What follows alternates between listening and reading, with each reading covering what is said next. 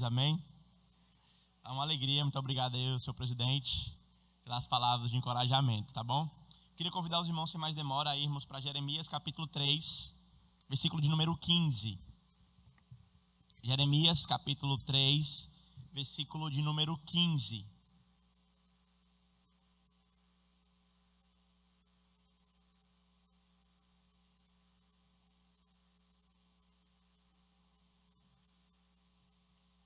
Texto que fundamenta e que dá base ao título do nosso encontro.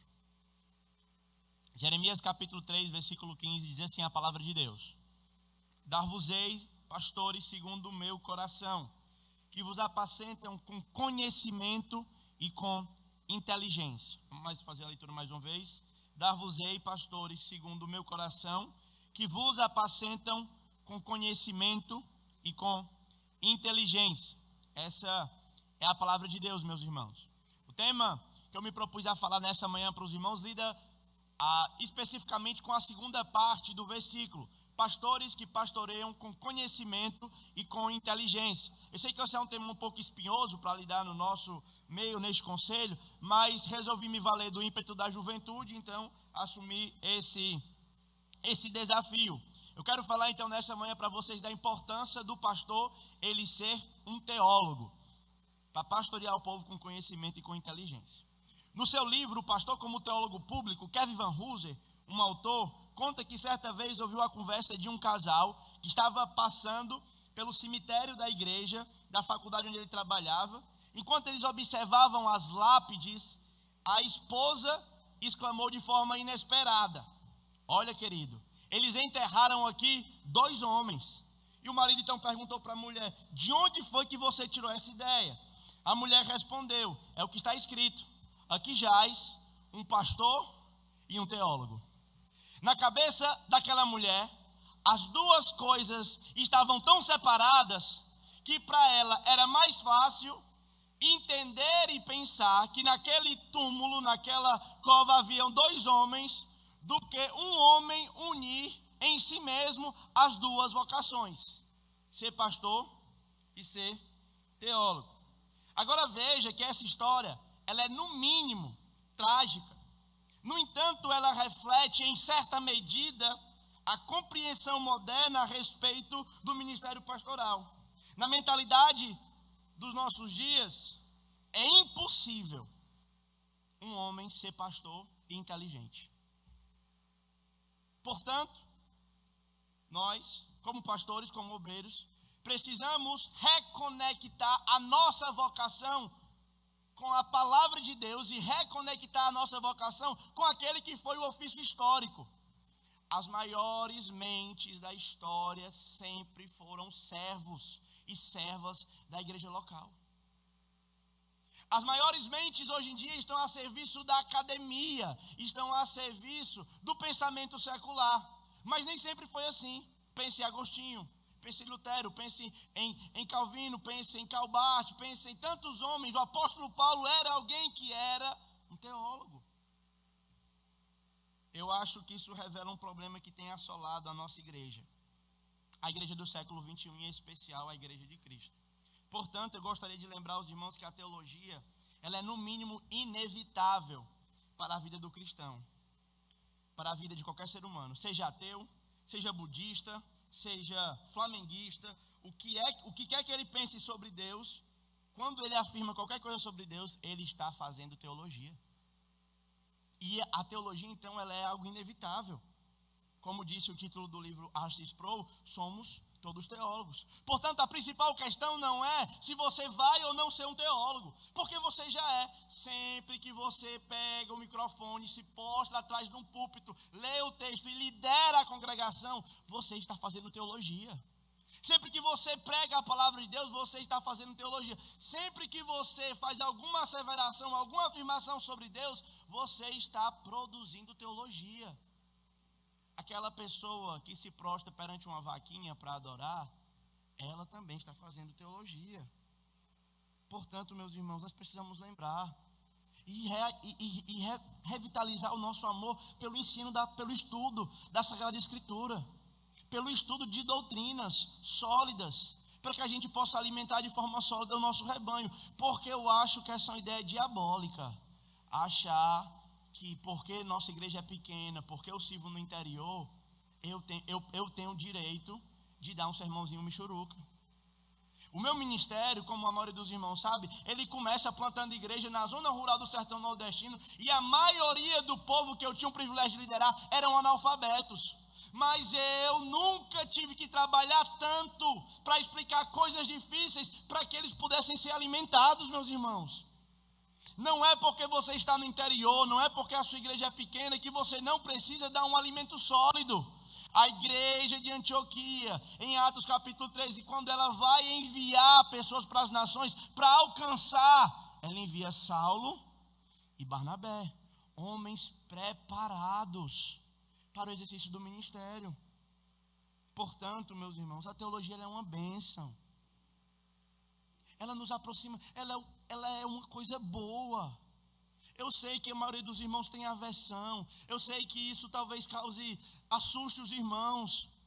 Mas veja, queridos, isso vai lhe ajudar a amadurecer espiritualmente. Isso vai lhe ajudar a servir melhor o povo. Isso vai ajudar você a pregar melhor, a explicar com mais facilidade. E eu tenho certeza que vai aquecer o seu coração.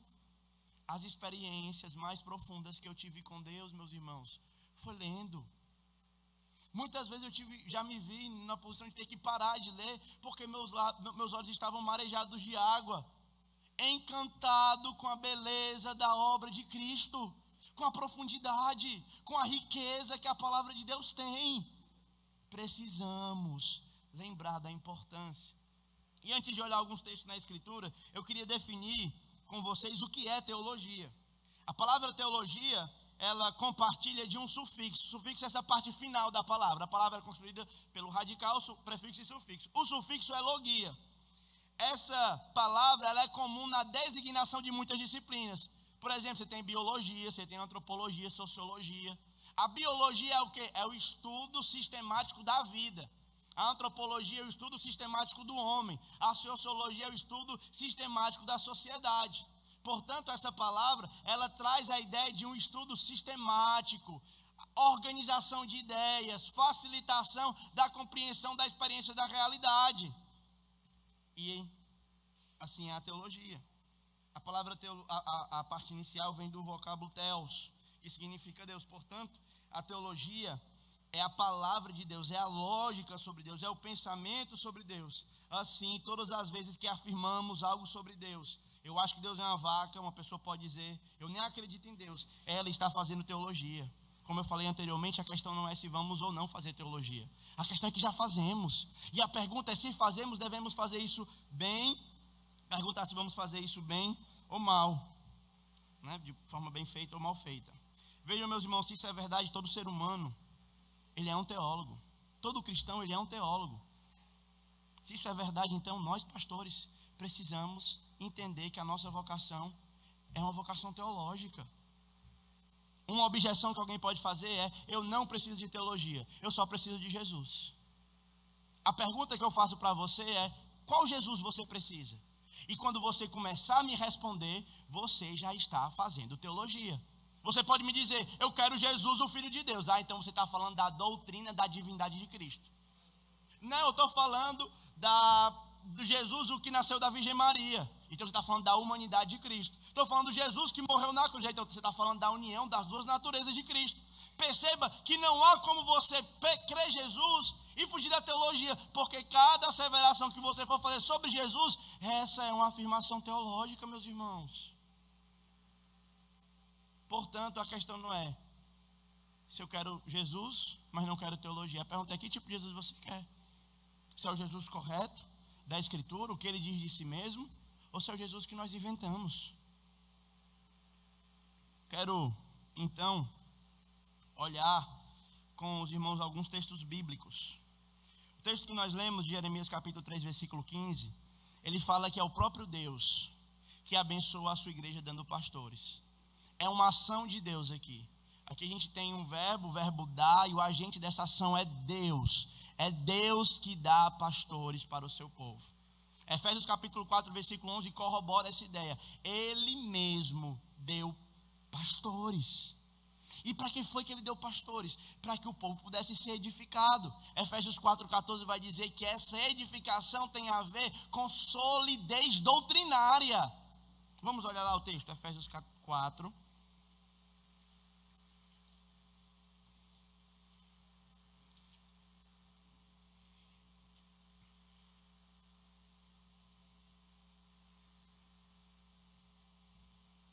Versículo 11.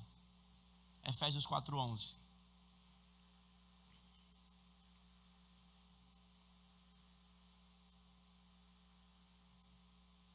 Amém? Ele mesmo concedeu uns para apóstolos, outros para profeta, outros para evangelistas e outros para pastores e mestres, com vistas ao aperfeiçoamento dos santos, para o desempenho do seu serviço e para a edificação do corpo, até que cheguemos à unidade da fé e do pleno conhecimento do Filho de Deus, a perfeita varonilidade, a medida de estatura da plenitude, para que não sejamos como meninos, agitados de um lado para outro, levados ao redor por todo o vento de doutrina, pela artimanha dos homens e pela astúcia com que induzem ao erro.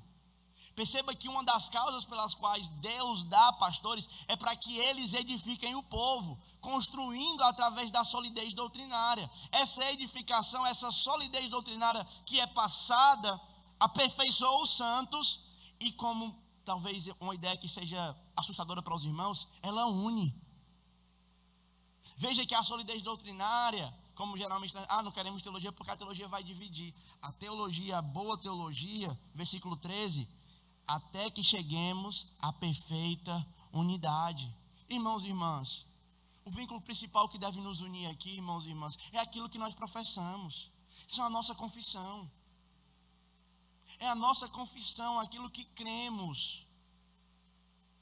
Os nossos 14 artigos de fé, especificamente 13, porque o primeiro, como os irmãos sabem, é uma introdução aos demais. Por isso, então, eu queria dar uma olhada em alguns outros textos e tentar provar se de fato o que eu estou falando tem fundamento bíblico. Se de fato pastores precisam dar mais ênfase à pregação da palavra de Deus, ao ensino ou ao cuidado pessoal das ovelhas. Eu estou convencido, irmãos, que o nosso povo, o povo a quem servimos, criou expectativas irreais a respeito do ministério pastoral. Eu estou convencido de que as pessoas não conseguem mais nos olhar, pastores, como teólogos, e nem conseguem olhar mais teólogos como bênção para a igreja, como pastores. Eu estou convencido de que quando os nossos membros, os jovens da nossa igreja, eles têm dúvida, ao invés de vir para nós, eles vão para a internet.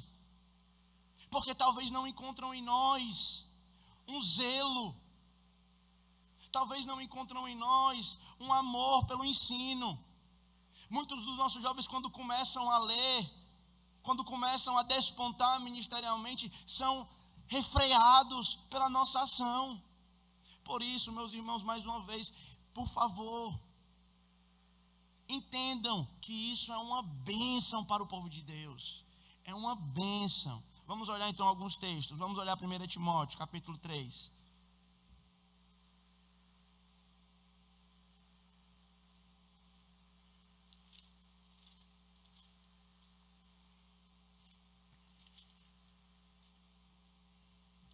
Versículo 1.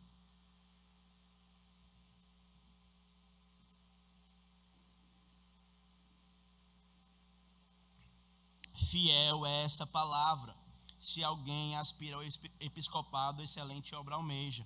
É necessário, portanto, que o bispo seja irrepreensível, esposo de uma só mulher, temperante, sóbrio, hospitaleiro, modesto, apto para ensinar.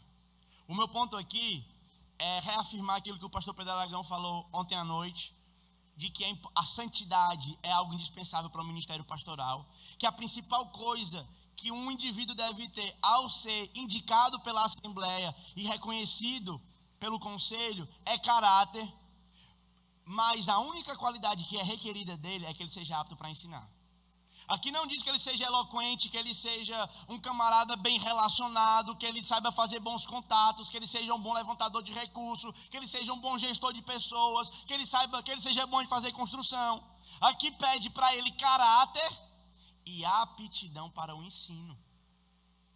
Aptidão para o ensino. É necessário, portanto, que os homens de Deus que desejam assumir o ministério pastoral sejam aptos para ensinar. Tito capítulo 1, versículo 9. Vamos ler do versículo 5 para a gente pegar um pouquinho do contexto.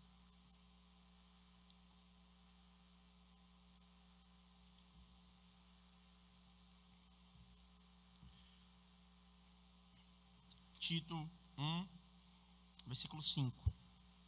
Por esta causa, aqui Paulo está falando para Tito, te deixei em Creta, para que pusesse em ordem as coisas restantes, bem como em cada cidade constituístes presbíteros conforme te prescrevei. Alguém que seja irrepreensível, marido de uma só mulher, que tenha filhos crentes, não acusado de dissolução, nem insubordinados. Porque é indispensável que o bispo, veja que ele usa de forma intercambiável com presbítero, tá? Que o bispo seja irrepreensível, como dispenseiro de Deus, não arrogante, não irascível, não dado ao vinho, não violento, nem cobiçoso de torpe ganância, antes hospitaleiro, amigo do bem, sóbrio, justo, piedoso, que tenha domínio de si. Caráter. Uma lista grande de caráter. Aí ele vai falar da única qualidade que o bispo, que o pastor, que o presbítero precisa ter. Ele precisa ser apegado, versículo 9. Ele precisa ser apegado à palavra fiel. Ele precisa ser conhecido não como um homem que é empreendedor. Aqui não está dizendo que ele é apegado ao saco de cimento. Aqui não diz que ele é apegado à construção. Aqui diz que ele é apegado à palavra, ao texto. Aqui é aquela ideia de Giovanni. Os irmãos lembram de Giovanni que escreveu o Peregrino? Alguém dizia, fura Giovanni, fura ele. E não vai sair sangue, vai sair versículo. Ele é apegado à palavra fiel. Ele ama o texto. Ele dorme com o texto, ele acorda, ele pensa, ele prega o texto, ele vive o texto, ele pensa o texto. Ele é apegado à palavra fiel. O resto do versículo continua dizendo, de modo que tenha poder. A ideia aqui de poder é habilidade, é uma possível tradução da palavra. Habilidade, tanto para exortar pelo reto ensino, como para convencer os que o contradizem. Quando alguém se levanta contra ele e vai contradizer, ele não impõe a voz, ele não engrossa, ele não mostra os seus músculos. Do contrário, eu estaria perdido. Ele não é bom de briga. Ele não é valente. Ele é apto para instruir pelo reto ensino. Ele sabe convencer os que o contradizem. E de verdade, meus irmãos, muitas coisas estão sendo apresentadas para nós. E nós precisamos aprender a refutar os ensinos contrários à mensagem do Evangelho, não pela força do grito, mas mostrando no texto, mostrando na palavra, articulando as ideias, servindo o povo de Deus semanalmente, abrindo a Escritura e dizendo, assim diz o Senhor, é isso que o texto está dizendo. Seguindo a interpretação, aplicando, lendo o texto, explicando o texto e aplicando o texto para a vida das pessoas. Ele tem que ser apegado à palavra fiel, de modo que tenha poder, habilidade, tanto para exortar, para admoestar, para empurrar, para encorajar pelo reto ensino, como também para convencer os que o contradizem. 1 Timóteo, vamos voltar lá. Sim, e um detalhe importante aqui é que a igreja de Creta estava desordenada. Paulo havia saído da primeira prisão de Roma, como os irmãos lembram, aproximadamente no ano 61. Ele sai dali e vai plantar a igreja de Creta. Algo indica que a sua passagem e a plantação da igreja foi muito rápida. Então o negócio ficou meio bagunçado. E a forma que o apóstolo Paulo e agora o Espírito orienta para pôr em ordem a igreja é através de homens qualificados para o exercício do ministério. Eles são qualificados porque têm caráter aprovado, porque são convertidos, buscam a santidade, vivem com o coração queimando por Jesus, mas também são homens que têm luz na cabeça. São homens que quando abrem a boca e falam em nome da palavra de Deus, eles sabem o que estão dizendo. Certo? Vamos lá agora para 1 Timóteo, capítulo 1, versículo 3. Quando eu estava de viagem rumo à Macedônia, eu te roguei permanecesse em Éfeso, a fim de admoestar algumas pessoas. É o que ele está dizendo. para que não ensinem outra doutrina, nem se ocupem com fábula, nem genealogias eficientes, promovem discussão do que o serviço na fé. Paulo aqui está estabelecendo a prioridade do ministério pastoral. Ele está ensinando o jovem pastor Timóteo a como ele deve exercer o seu chamado. E aqui ele está colocando como uma das vocações do ministério pastoral a supervisão teológica da igreja, o ensino da igreja. Meus irmãos, quantos de nós pastores temos feito como Marta, ao invés de fazer como Maria? Quantos de nós trocamos o ensino da pregação da palavra de Deus para estar ocupado com outras coisas?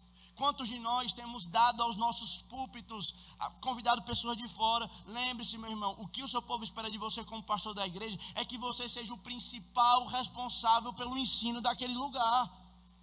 Não há problema, obviamente, você convidar uma vez ou outra uma pessoa para pregar, mas quando isso é muito frequente, como é que você vai ter certeza de que a sua igreja vai estar sendo bem alimentada e vai ser dirigida? A visão teológica da igreja não é dada nas reuniões, ela é dada no púlpito dominicalmente, meus irmãos.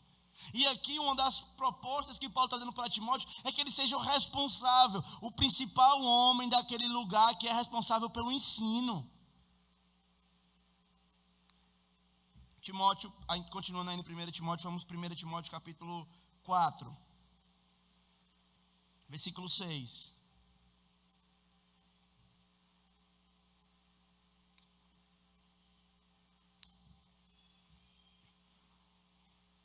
Expondo essas coisas aos irmãos, serás bom ministro. Na mente de Deus, como é que alguém pode ser um bom ministro do Evangelho? Expondo essas coisas. O que ele havia falado anteriormente, sobre a questão, alguns legalistas estavam falando contra o casamento, contra alguns alimentos. Então, como é que ele vai ser aprovado? Vai ser aprovado pegando o erro e ensinando a verdade. Isso na mente de Deus é que é ser um bom ministro. Aí ele fala, alimentando o povo com a palavra da fé, que é da boa doutrina que tem seguido, mas rejeita as fábulas profanas de velha caduca e exercita-te pessoalmente na piedade. Aqui é uma falsa dicotomia que nós, igreja moderna, criamos. Luz na cabeça, coração frio. Ou você é avivado, ou você é conhecedor da Bíblia. Conhecer a Bíblia vai esfriar. Agora, eu queria pedir para os alunos do CEIC, por favor, se você teve essa experiência, fale para os irmãos, compartilhe isso com as pessoas. Eu falando, parece que eu estou advogando em causa própria. Mas pergunte para os irmãos e as irmãs que estão estudando, se de fato é verdade, mais conhecimento, menos fervor. Tem uma pessoa que está entre nós, eu não combinei com ela e com essa pessoa, então por isso que eu não vou mencionar o nome. Mas ela me falou que quanto mais conhecia o ser de Deus, mais ela orava. Mas ela desenvolvia a vida de piedade e de relacionamento com Deus. Porque a maior obra que um teólogo pode fazer não é um tratado sobre quantos anjos cabem na ponta da agulha. A maior obra de um teólogo é feita de joelho. É clamando, é orando em benefício do povo, desfrutando de Deus, tendo prazer em Deus. Mas como é que nós vamos ter prazer em alguém que nós não conhecemos? Como é que nós vamos ter prazer em alguém que nós não amamos, não nos relacionamos, meus irmãos e irmãs? Eu sempre conto a ilustração, quando eu morava no sertão do Pernambuco, eu queria ver a minha esposa, na época noiva, ela morava em João Pessoa. Eu tinha que acordar 3h30 da manhã, pegar um pau de arara, sair da zona rural, lá ia para Exu, de Exu pegava um ônibus para Juazeiro, na rodoviária de Juazeiro pegava um mototáxi, ia para o aeroporto, do aeroporto pegava um avião para Recife, de Recife pegava um ônibus até o metrô, do metrô ia para a rodoviária, da rodoviária chegava em João Pessoa, pedia um Uber, ia para a casa dela. Era cansativo. Mas quando ela vinha, cheirosinha, que batia o vento no cabelo dela, que ela sorria, parecia que eu tinha vindo do outro lado da rua. Porque, irmãos, eu queria estar com ela, eu queria conhecer ela, eu queria desfrutar da presença dela. Se a sua vida espiritual ela é vazia, ela é uma obrigação a ser feita, talvez esteja faltando conhecimento do Deus vivo, meus irmãos e irmãs. Se o devocional é algo que você precisa se forçar para fazer, eu sei que em algumas fases da vida isso acontece, mas naturalmente É algo que deleita, que nos empurra. Eu preciso estar com o meu Deus, eu preciso estar com o Salvador. Eu quero aprender de Cristo. Eu costumo também, uma outra ilustração que eu sempre conto, é da jovem que disse para o pastor que não queria ir para o céu, porque ela preferia ir para o inferno, porque lá no inferno ela ia dançar forró e beber cachaça. E no céu ela ia ficar sentada na nuvem, tocando uma harpa, e para ela, na matemática dela, fazia muito mais sentido ir dançar forró e beber cachaça. Até que o pastor corrigiu para ela o que é a visão de céu. No céu nós não ficaremos assim, irmãos. No céu nós teremos revelações e conheceremos ao Deus vivo. Por que é que o céu dura uma eternidade inteira e ele não é enfadonho, meus irmãos? Porque veja, quando nós nos submetemos a fazer alguma atividade repetitiva, que é que geralmente em nós gera tédio. Alguém que precisa fazer a mesma atividade por muitos anos, sem que tenha nenhuma novidade, ela fica entediada. Por que o céu não nos será entedioso?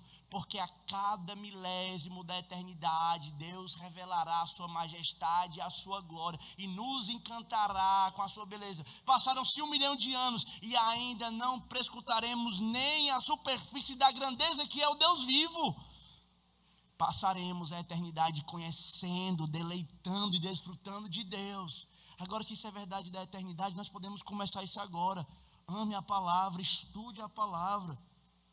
Veja que isso não são coisas que estão separadas. Fé e piedade, credo e conduta, teologia e oração, não são coisas distintas. Como alguém acertadamente falou na Idade Média, se és teólogo, verdadeiramente tu oras. E se oras, verdadeiramente és teólogo. O texto segue e ele fala: o exercício físico para pouco tem proveito, mas não é inútil, tá bom?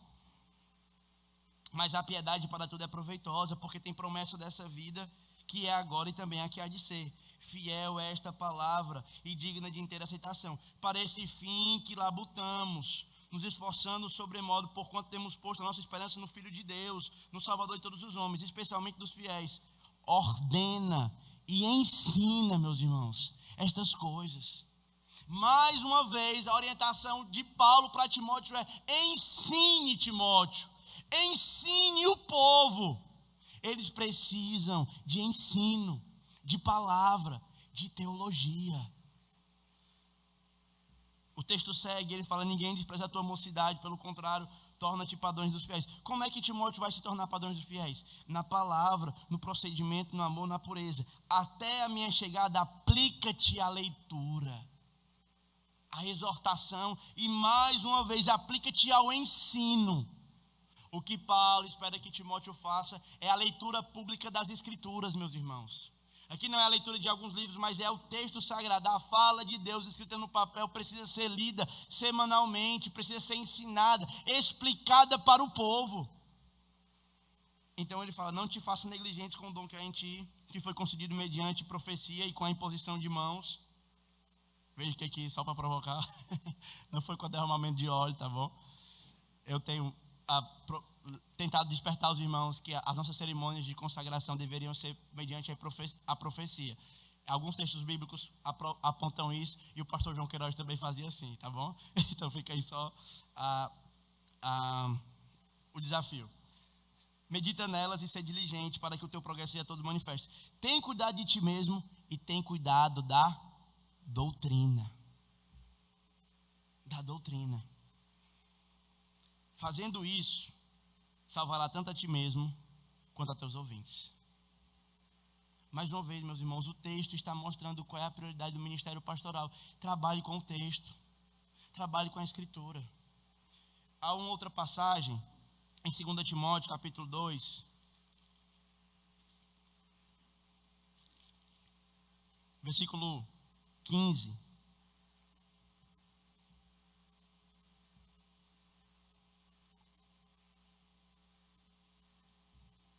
Procura te apresentar a Deus aprovado, como obreiro que não tem do que se envergonhar, que maneja bem a palavra da verdade. Mais uma vez, meus irmãos, partindo do texto, o que é que um pastor deve fazer? Manejar bem a palavra da verdade. O pastor Pedro nos lembrou ontem da falsa dicotomia que nós criamos entre Antigo e Velho Testamento, meus irmãos. Há muitas coisas que nós precisamos ser mais precisos em nosso ensino, em nossa pregação. E uma das coisas que Deus espera da gente é que a gente lide bem com a palavra da verdade. Meus irmãos, a palavra de Deus, Hebreus capítulo 4, vai dizer que ela é espada afiada de 2 gumes. Eu até brinquei certa vez com os irmãos de que o pastor precisava ter taxa de insalubridade. Porque um pastor que trabalha com a palavra, ele precisa constantemente estar ferido. Ele precisa vir aos púlpitos semanalmente com as suas mãos sujas de sangue. É claro que isso é uma metáfora. Mas precisa estar ferido para a sua alma. Porque não há ninguém que lide com material perigoso, com espada afiada de 2 gumes, e não se corte. E não seja profundamente mexido por essa verdade. E não seja transformado, impactado. Se você está vivendo um ministério que está com o corpo limpo, está com a alma limpa, você precisa estar ferido pela palavra. E a forma de se ferir na palavra é se expondo a ela. Exponha-se ao texto, leia, memorize, pregue a palavra, meus irmãos. É isso que ele espera de nós. É 2 Timóteo capítulo 4, versículo 1 até o versículo 5. Aqui nós temos Paulo encerrando o seu ministério. Aqui nós temos Paulo se despedindo. Ele está à beira da morte, ele está preso numa masmorra, sozinho, solitário, e ele tem a última coisa para falar para Timóteo. Veja que se você lembrar do padrão, a última coisa geralmente é algo muito importante. Foi no seu último discurso que Jesus comissionou a igreja para ir fazer discípulos, batizando e ensinando a guardar todas as coisas que vos tenho ordenado. Agora nós temos aqui Timóteo fechando as cortinas do seu ministério. Ele diz: conjuro-te perante Deus e Cristo, que há de julgar vivos e mortos, pela sua manifestação e pela manifestação do seu reino. Timóteo, constrói a igreja. É isso a tradução de vocês? Está assim? Visita o povo. Faz reunião, planeja, cria evento. Na minha versão aqui tem: prega a palavra. Insta, quer seja oportuno, quer não, corrige, repreende, exorte. Como é que deve ser a exortação de Timóteo? Com longanimidade, com paciência, com brandura e também com doutrina. Com doutrina. Pois haverá um tempo em que não suportarão a sã doutrina, pelo contrário, cercar-se de mestres, segundo a sua própria cobiça, como que sentindo coceira nos ouvidos, se recusarão a dar ouvido à verdade, entregando-se a fábulas. Tu, porém, seja sóbrio, suporta as aflições, faz um trabalho de um evangelista, e o trabalho do evangelista é o ensino do evangelho, é a pregação do evangelho, e cumpre cabalmente o teu ministério. Teve uma palestra que eu assisti que o pastor falou, e aqui eu vou falar porque eu creio que a mensagem é muito maior do que o mensageiro. Eu tenho poucos anos, na verdade nem um ano completo de ordenação, mas eu gostaria de me valer de que a mensagem é maior que o mensageiro. E ele falou que os pastores não são chamados para escovar a ovelha, meus irmãos. Pastores são chamados para orar. Gálatas capítulo 6, versículo 10, quem cuida da membresia é a membresia em si. Romanos capítulo 14, versículo 15 e 14, é a igreja que se exorta mutuamente. O pastor cuida da palavra. É claro que o ministério de ensino pessoal das escrituras também faz parte do ministério pastoral. Vamos olhar lá os textos. Gálatas capítulo 6, versículo 10.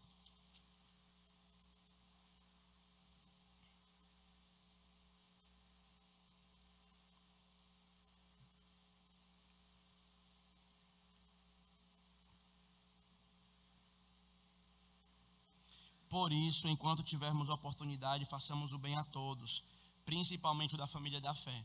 Então, a minha proposta de interpretação desse texto aqui é que Paulo está falando para a igreja toda e que os irmãos devem cuidar uns dos outros. Romanos capítulo 15, versículo 14.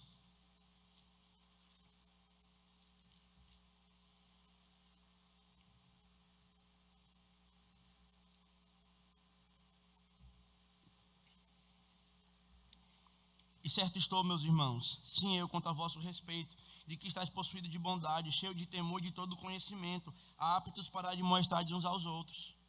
Então veja que a assembleia, ela tem a responsabilidade de cuidado mútuo. É claro que quando o cuidado mútuo que a assembleia oferece não consegue dar conta, aí a demanda pode chegar para o pastor. mas não é primariamente do pastor.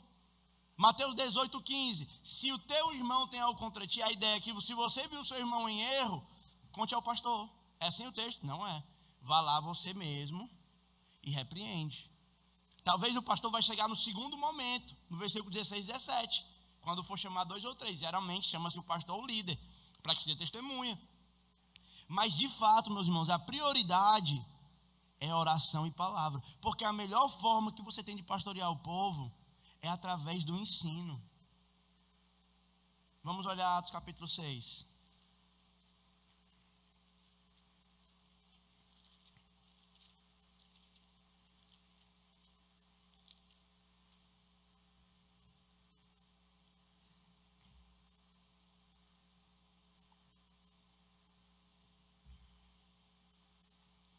Atos versículo 6, vamos ler do versículo 1.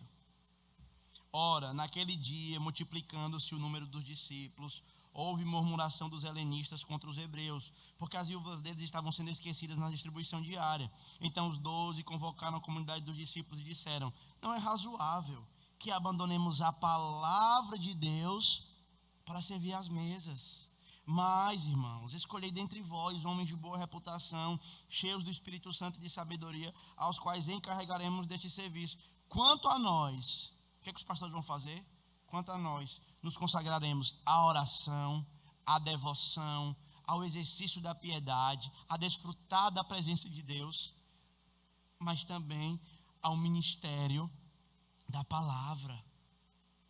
Meus irmãos e irmãs, vocês que estão aqui, que não são pastores, diáconos e os outros ministérios, vocês deveriam ajudar, incentivar, encorajar os seus pastores nesse trabalho. Veja que a eleição dos diáconos aqui, ela é primariamente por causa da palavra. Não é por conta necessariamente da reclamação.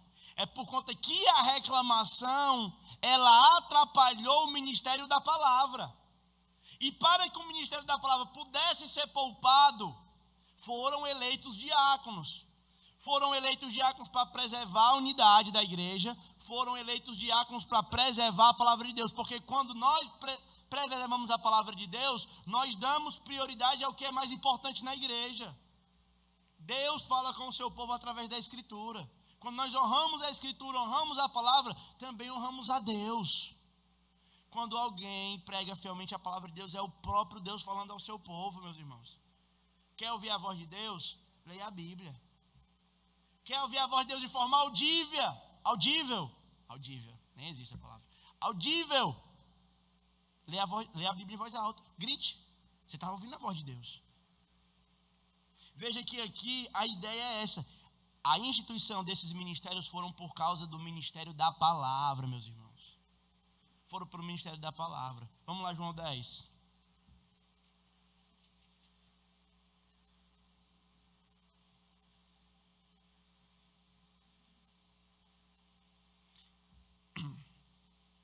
João, Evangelho de João, Evangelho de Jesus, conforme escreveu João, capítulo 10.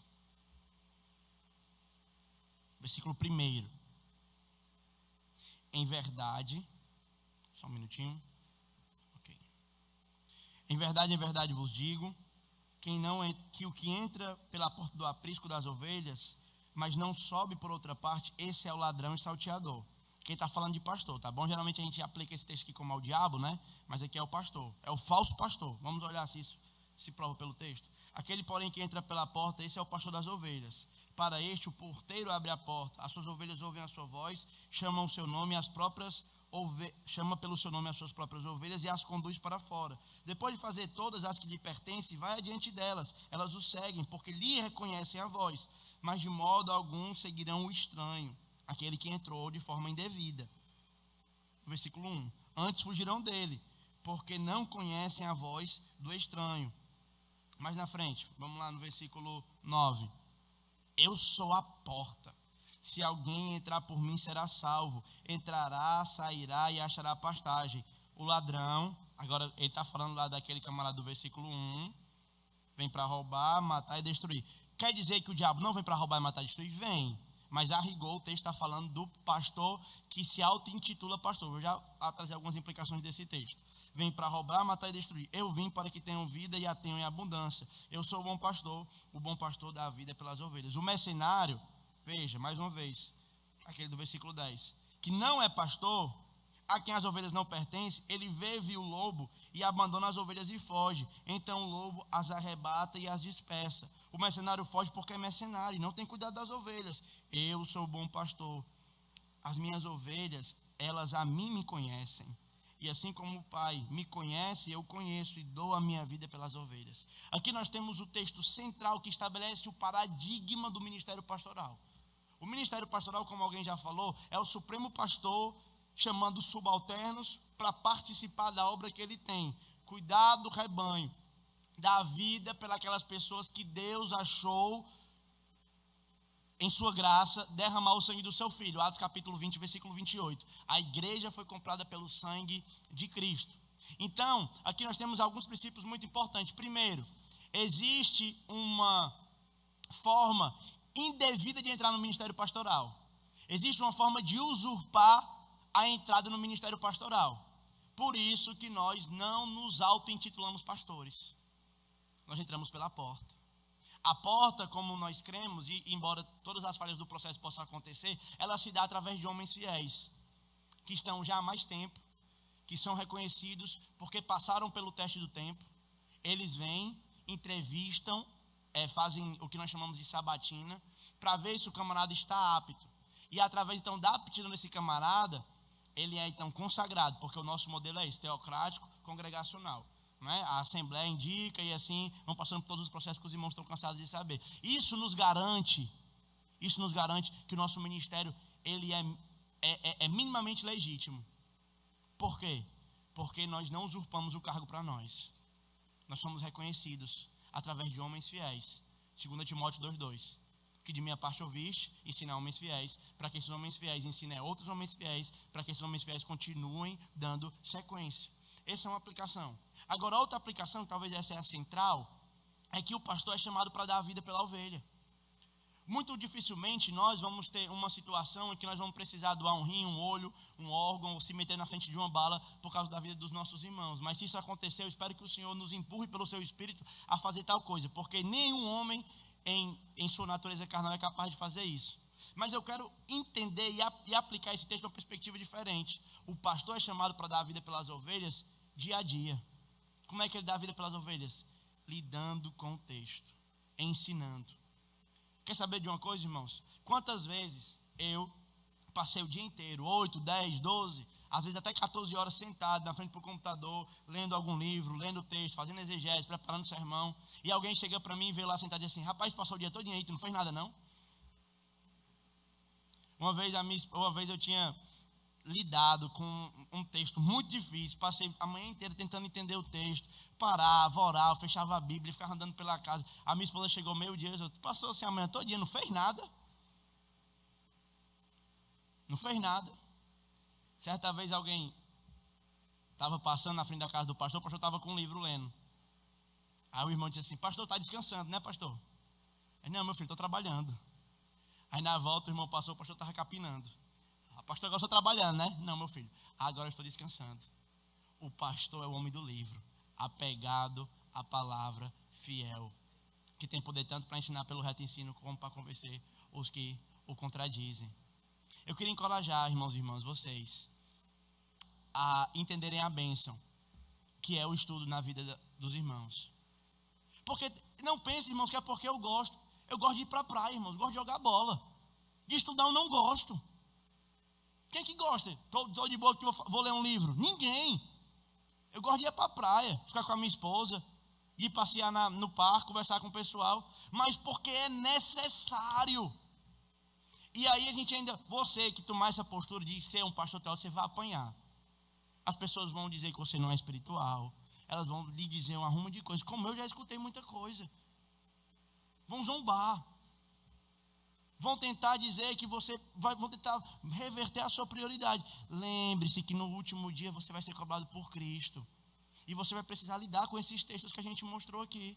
E ver se a minha interpretação desses textos foram corretas, irmãos. A teologia é muito mais bênção do que maldição para a igreja.